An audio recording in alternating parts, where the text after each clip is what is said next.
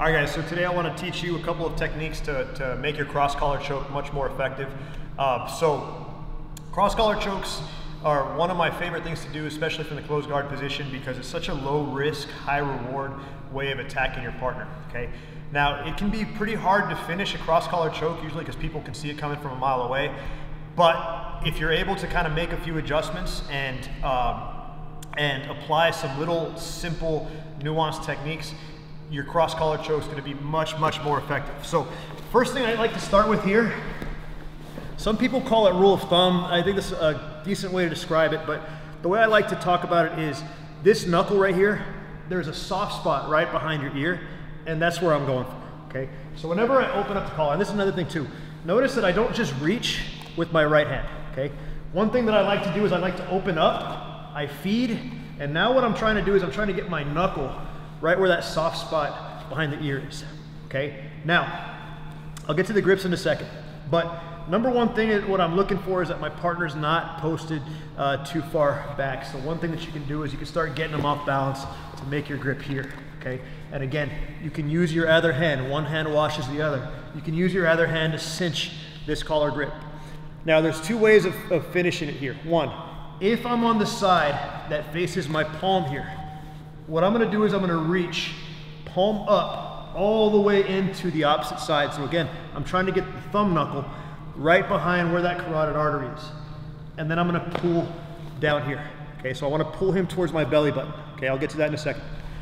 But I open up, one hand feeds the other. So it's tip number one. One hand feeds the other to open up. Tip number two, I wanna put my knuckle right around where that soft spot is behind the ear. Now, I'm not necessarily trying to place it specifically here, but that's where I get a lot of leverage on this carotid artery, okay? If I'm facing my palm, then I face my palm. I go inside towards the opposite side, and notice how I create an angle and then pull down towards my belly button, okay?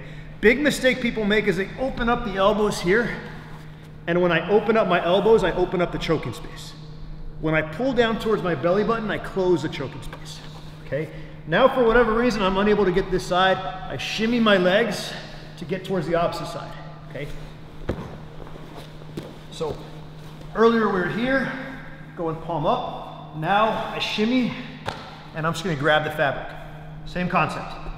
Pull the elbows towards my belly and close off this choking space. Now, get to that in a second, but I wanna cover one more thing. My wrists. When I pull, I'm not just pulling here. I'm pulling and trying to drive my wrists and forearms into his neck.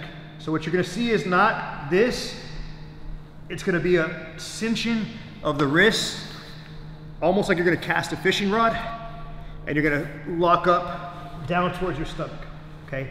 Now, one last thing with regarding position. The higher his head is above my body, the harder it's gonna be for me to finish it. So if my partner does manage to get his head over here, I have to find a way to get him back to my belly, all right?